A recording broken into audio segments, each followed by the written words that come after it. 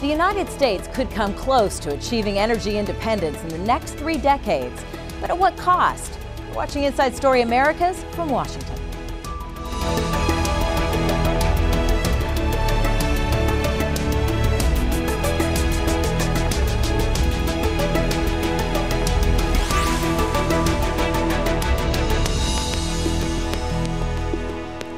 Hello, I'm Kimberly Helkett. It was in the 1970s that an Arab oil embargo led to skyrocketing fuel prices and long lines at the pumps across the United States. And since Richard Nixon, president after president, has invoked images like these as they vowed to reduce American dependence on foreign oil. Some promised complete independence during their tenure, but they all failed.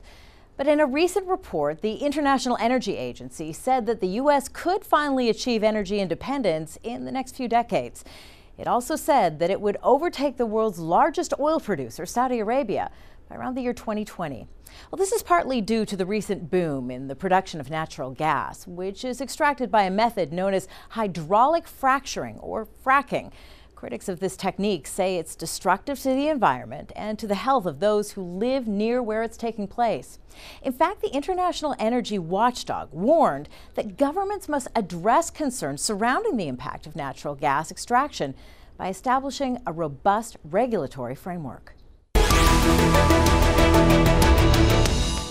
So what price are Americans willing to pay to achieve energy independence? To discuss this, we are joined from Philadelphia by Susan Phillips. She's an award-winning producer of a series on Pennsylvania's natural gas rush called The Shale Game. From Mountain View, California, we have Jeremy Carl. He's a research fellow at the Hoover Institution. And here in our studio, we are joined by Steve Kretzman, founder of Oil Change International. So, Jeremy, I want to start with you. So we've had the revelations of this report. Just how big is this when we take this into context? Well, I think the really interesting thing is not so much the actual prediction, but the people who made it. The IEA is kind of seen as certainly, if not the gold standard, certainly right up there in terms of folks who look at the energy world. They're frequently kind of cited as almost a quasi-official statistic. So from that perspective, it is sort of a breakthrough or a landmark. But I think the things that they're saying are not that different than what a lot of other analysts have been saying for quite some time, which is that really a combination of horizontal drilling and hydraulic fracturing and some of these other new technologies, along with a higher price environment, have really revolutionized the global oil and gas infrastructure and supply. Steve, the reaction in the United States, though, has been really one that of excitement as you hear this on the headlines. You see this being read by newsreaders, and they all seem to be pretty excited about this. Yeah, no, I think people are understandably excited about the idea that the United States might be able to actually become energy independent. Problem is, it's not going to happen. I mean, the way, if you look at what the IEA says, first of all, they say it will only be a couple of years that the U.S. would produce more than Saudi Arabia.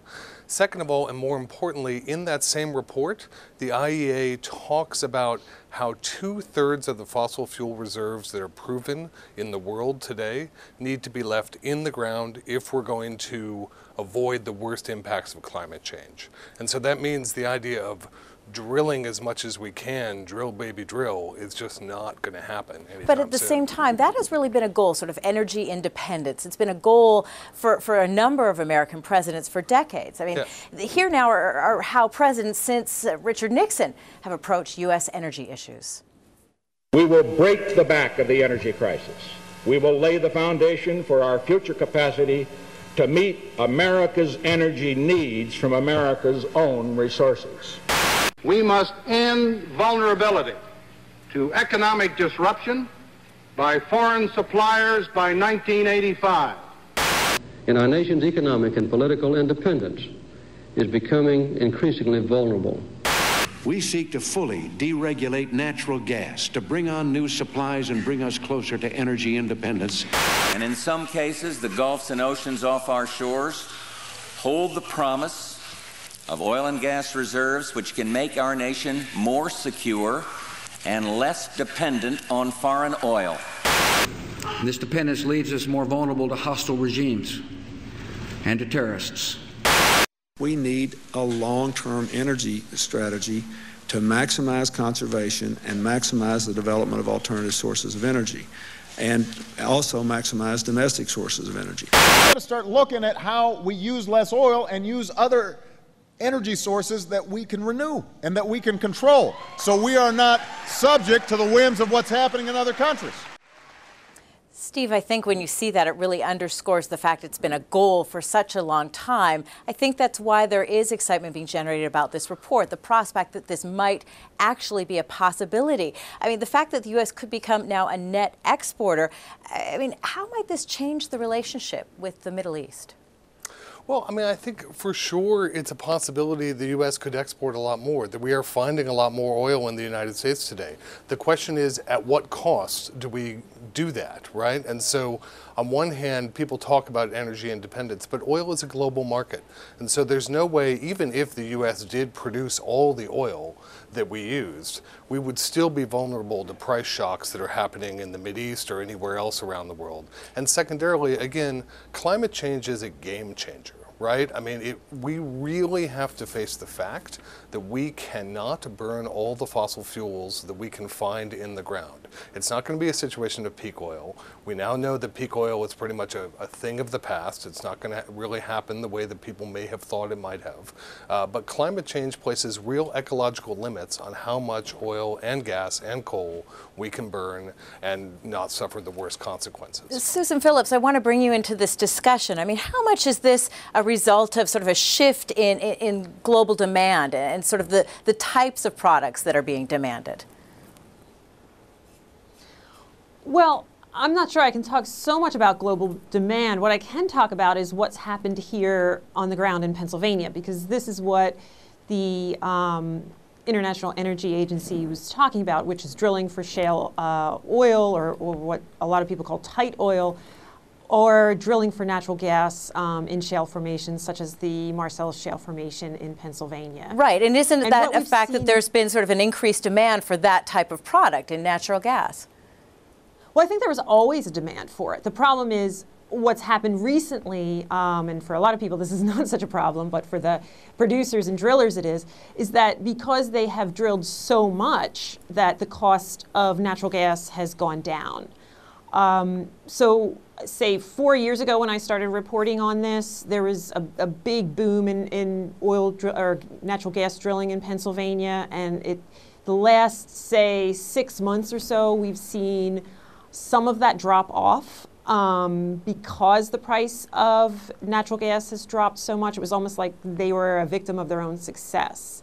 But what we saw and what we're still seeing during this drilling boom in the state is a lot of impacts on rural communities. And so I guess the question is, does that get factored into the cost of discussions over energy independence or energy security? And we certainly want to get to that in the course of this discussion. But first, Jeremy Carl, I want to ask you, how much of this report has come from the fact there is kind of a change, it's put us on a different trajectory in terms of perhaps the fact, too, that we're seeing this sort of inching towards independence, a result of sort of fuel efficiency measures that maybe are finally taking hold?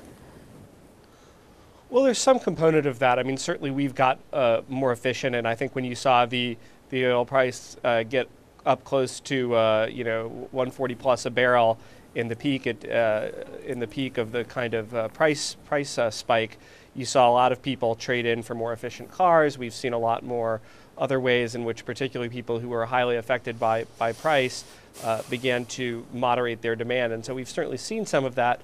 However, I think ultimately this particular element of it is really primarily a supply-driven kind of phenomenon, not just supply of conventional, but also supply of alternatives that are coming onto the market and displacing some of the not necessarily so much oil, but natural gas or coal that we might have used otherwise. But certainly renewables and efficiency are a component of this story as well. But I think the real story, at least from a security perspective, has been the sort of the big growth in unconventional oil and gas.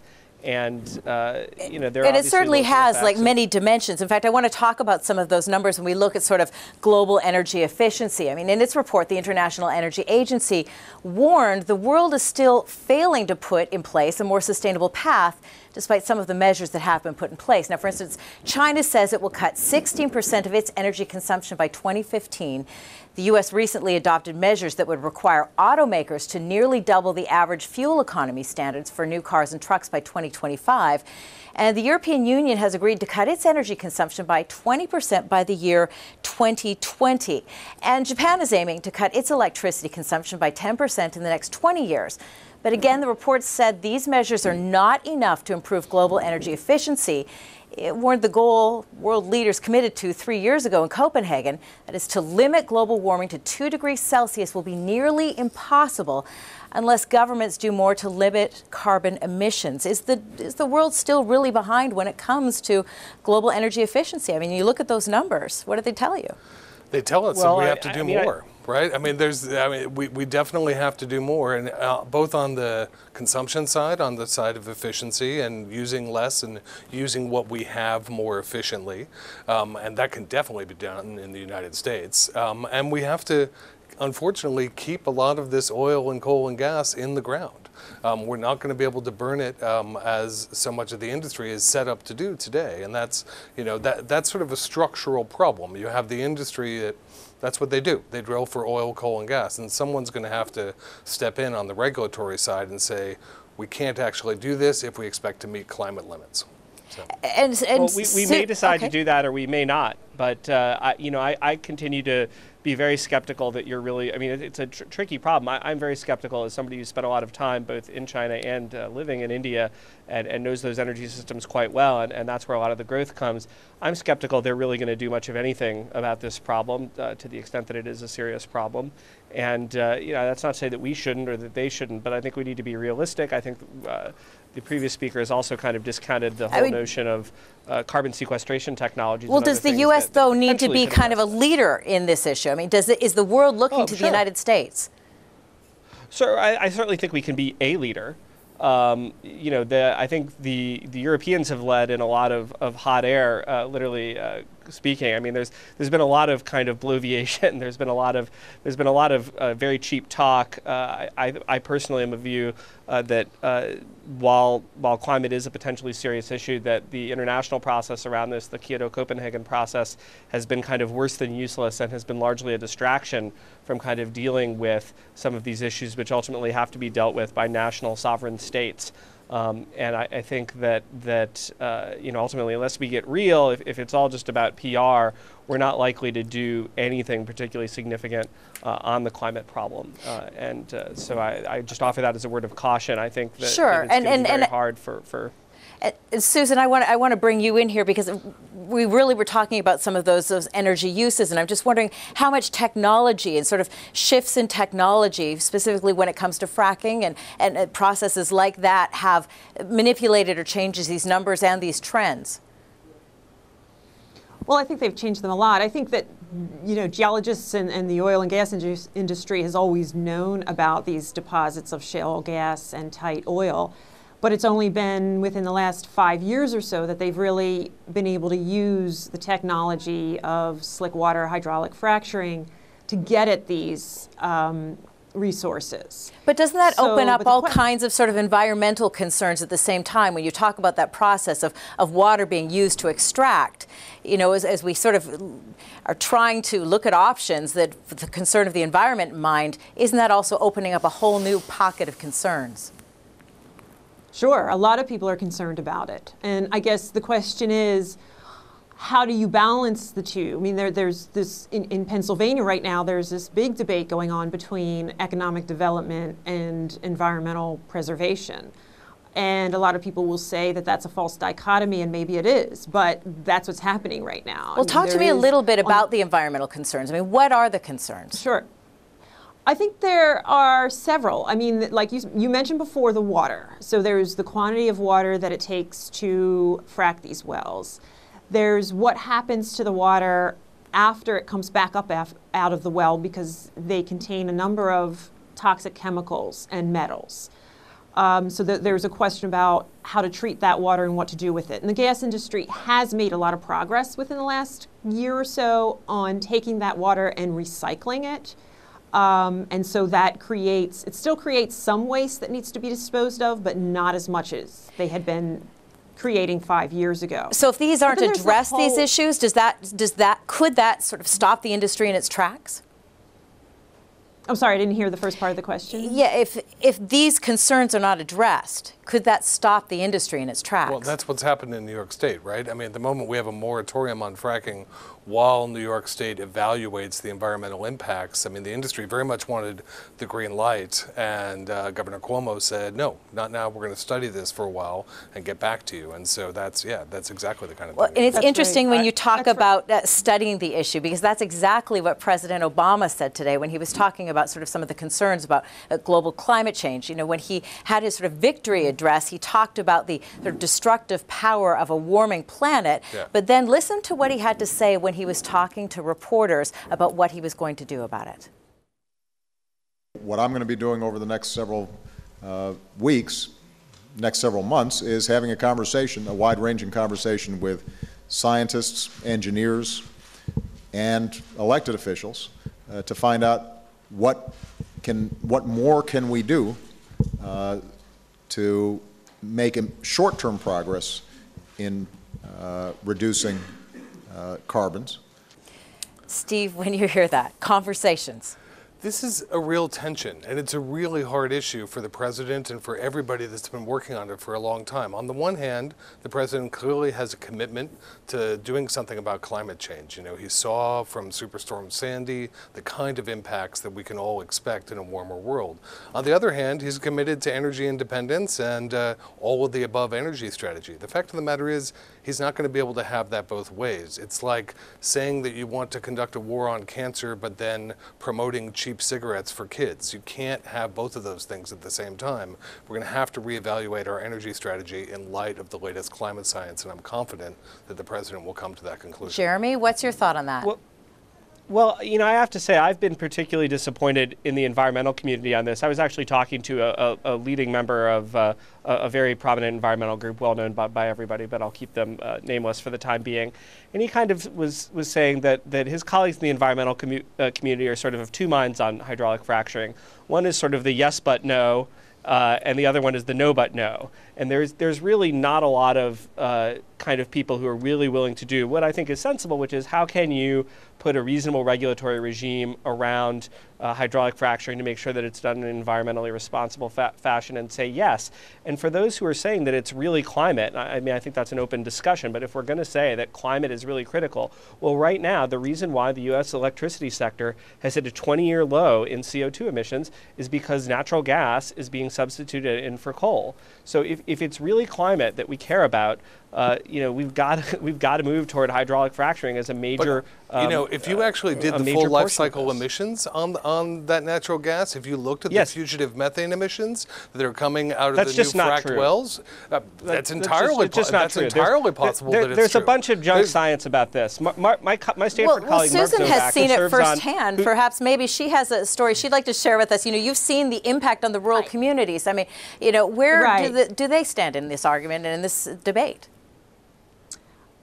They stand on both sides of the debate. I mean, it's interesting. They were talking about methane releases that come out of gas drilling wells during the process, and that's the big debate right now. Okay, is this cleaner or not? And I think the industry can figure out how to capture that methane that's coming out. But there's another issue here, which is not just people's water supplies. I mean, there are people in Pennsylvania who I've spoken to who really believe that gas drilling has, if not contaminated their water supplies, has made their wells go dry. But there's also another issue, which is the footprint and the extended footprint of the natural gas infrastructure, which requires pipelines. So every wellhead has to have a pipeline that goes to a larger pipeline that goes to an even larger pipeline that, of course, feeds this gaping, wide-mouthed need on the East Coast for natural gas. And we all use natural gas. And we all use plastics, which needs natural gas to, you know, natural gas is one of the raw ingredients for plastics. So everybody needs this.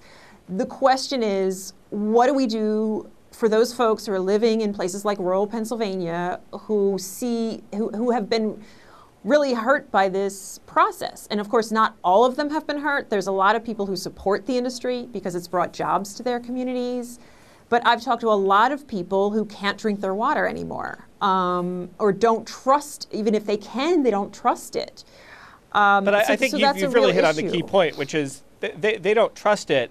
And that may be an issue, but it's not based in any science that the EPA or anybody else has really been able to find. I mean, we don't need to get into a big discussion of aquifer levels, but just basically, when people have looked at this process, there's just really, there's been a lot of scare tactics, but there's nothing to suggest that there are significant environmental problems. I have more sympathy with the footprint problems, and I think the industry has to figure out how to be smart about including these whole communities. But when you look at, I mean, I'll give you an example. Again, my Stanford colleague, Mark Zoback, who is a liberal Democrat, and he's a geophysicist, and he's one of the 7 people who Steve Chu, the energy secretary, put on the National Commission on Fracking, and he has referred to me in conversation the complaints about this as essentially being fraudulent for the most part, which is not to say that he does not have concerns. I'm sorry. I mean, I've talked to people who've had their water impacted, and even the Department of Environmental Protection, in certain cases, has agreed with that. So it's not fraudulent. I mean, I don't know how you can say that.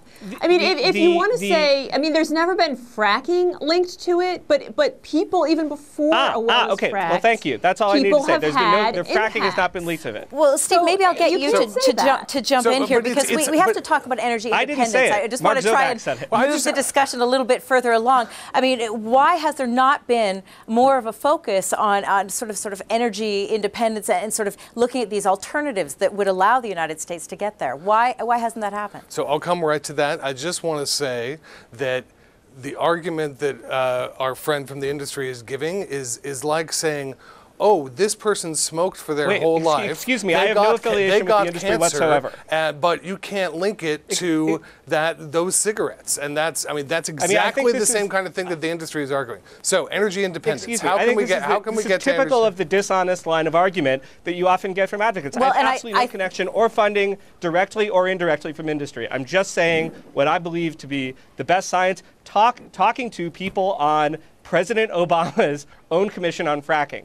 So I don't know where the better sources that other folks are having. I think the EPA is involved in a study right now. So I think we really have to move this along, because I don't think we're going to find agreement here. I think the point we have to look at now is why doesn't the U.S. focus on sort of energy alternatives when it comes to trying to find some sort of solution? I think the U.S. needs to focus on renewable resources for energy independence. The only way we're ever going to get energy security is to be free, not of foreign oil, but of all oil, full stop. That's, we have more than enough energy that is hitting this country in terms of wind and solar and, things that we can use today. I mean, wind and solar are tremendously successful industries in the country today. They're the top growth. But the industry itself, the green industry itself, is not fully exploited. I mean, why is that the case? Part of it's high cost. Part of it's the case because of the huge legacy of fossil fuel subsidies that continue to imbalance the playing field in favor of oil, coal, and natural gas. I mean, there are at least $10 billion a year in direct fossil fuel subsidies that go from Washington to these industries, not counting states, not counting the cost of things like defending the Persian Gulf with the U.S. Navy, not counting a wide variety of health impacts that end up going back on the U.S. taxpayer, and not counting climate change adaptation that we're all going to have to end up paying for, like we're seeing on the Jersey coast today. Jeremy Carl, we've just got 30 seconds left. I'll let you finish. Sure.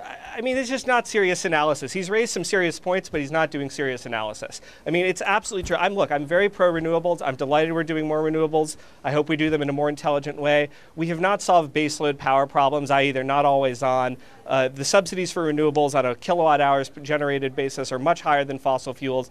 It's all very nice to say that we want renewables. I want more renewables too, but to just simply wave our hands and engage in propaganda and wishful thinking rather than serious analysis on this issue does not do anybody any favors. And I think it's a real disservice. And Susan, I want to get the last word in here to you. Well, I mean, I think we should be doing everything we can to do renewables and figure out a way, if we're going to be drilling for these tight oil or shale gas resources that are close to people's residence and homes and schools, to make it as safe as possible and figure out how to help the people who've been harmed by that. And even if it's only a few people, even if you take the large scale and say it's only been about 10% of the people that could be impacted. I still think somebody should be helping those folks. I appreciate all of your viewpoints. They've all brought up some very good points. And of course, now the world watches to see what President Obama will do as he holds his conversation. And that is it from the team in Washington, D.C. for now. Thanks for watching.